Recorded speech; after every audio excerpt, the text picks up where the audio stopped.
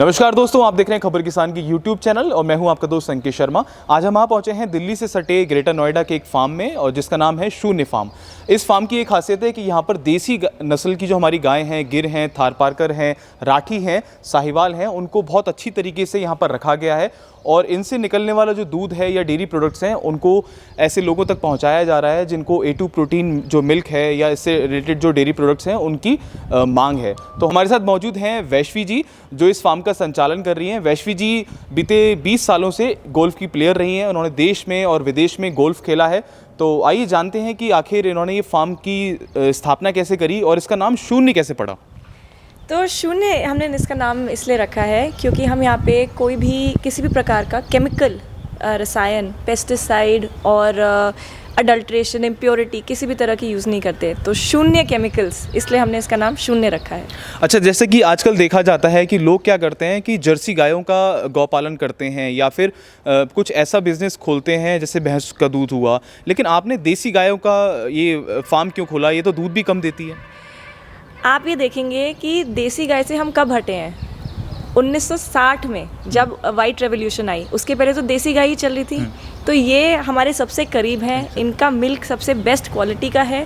हम इनसे इसलिए हटे क्वांटिटी के लिए। जब बाहर के लोगों ने हमें ये मार्केटिंग की कि आप जर्सी गाय, HF गाय रखो और क्वांटिटी बढ़ाओ। क्वांटिटी से कुछ नहीं होगा जब तक क्वालिटी नहीं रहेगी। जैसे कि हमारी फार्मिंग में ये कॉन्सेप्ट आया है कि केमिकल्स लगाओ और हाइब्रिड सीड्स लो। जी बिल्कुल। तो एग्जैक्टली जो फार्मिंग में हुआ है वही हमारे डेयरी में भी हुआ है और उसकी वजह से क्वांटिटी तो आ गई, प्रोडक्शन तो आ गया, बट क्वालिटी ऑफ लाइफ चली गई।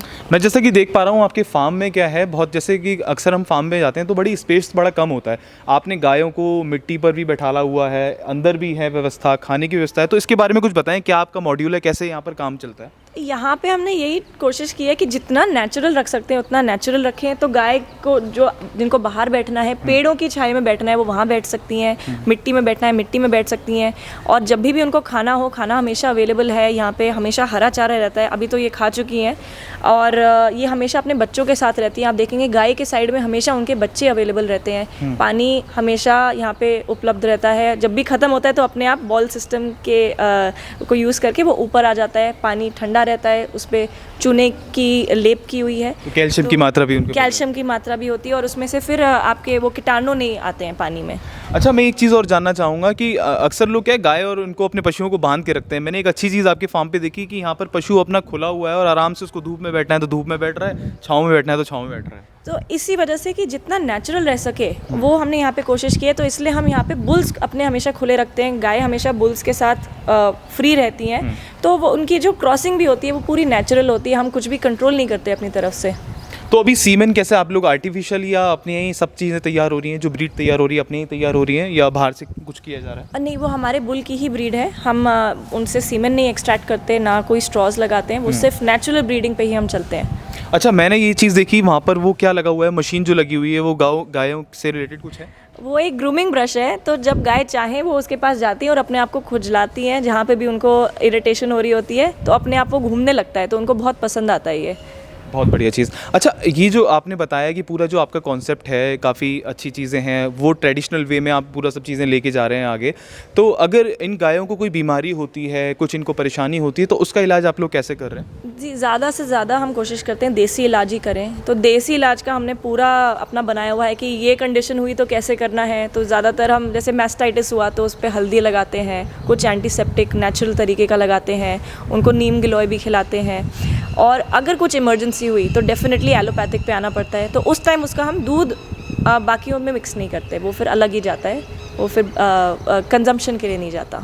और खासकर इनके खान पान का क्या ध्यान रखा जाता है? जैसे सीज़न में क्या आप इनको खल वगैरह देते हैं या वेजिटेबल्स देते हैं? क्या क्या चीज़ें इनको खाने में देते हैं? खाने में इनको बहुत कुछ मिलता है। आई थिंक जितना हम खाते हैं उससे भी ज़्यादा मिलता है। इनको पूरे टाइम हरा चारा अवेलेबल, मतलब एवरी डे ये अवेलेबल रहता है। एक गाय 20-20 kg हरा चारा खाती है।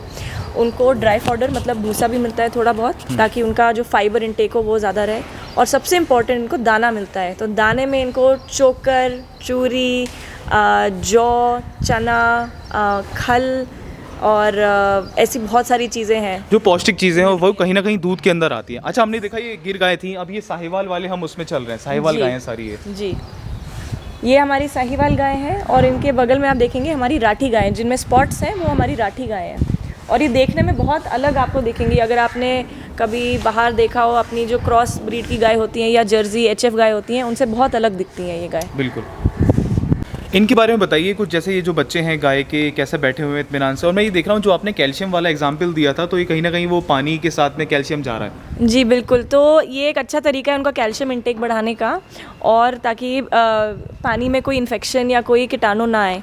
और ये जो बच्चे हैं हमारी, ये तो हमारा फ्यूचर है, हमारी नेक्स्ट जनरेशन है। तो आप देखेंगे ये बहुत हेल्दी रहते हैं, अपनी मदर के साथ हमेशा रहते हैं, पेट भर के दूध पीते हैं और खुश रहते हैं हमारे बच्चे।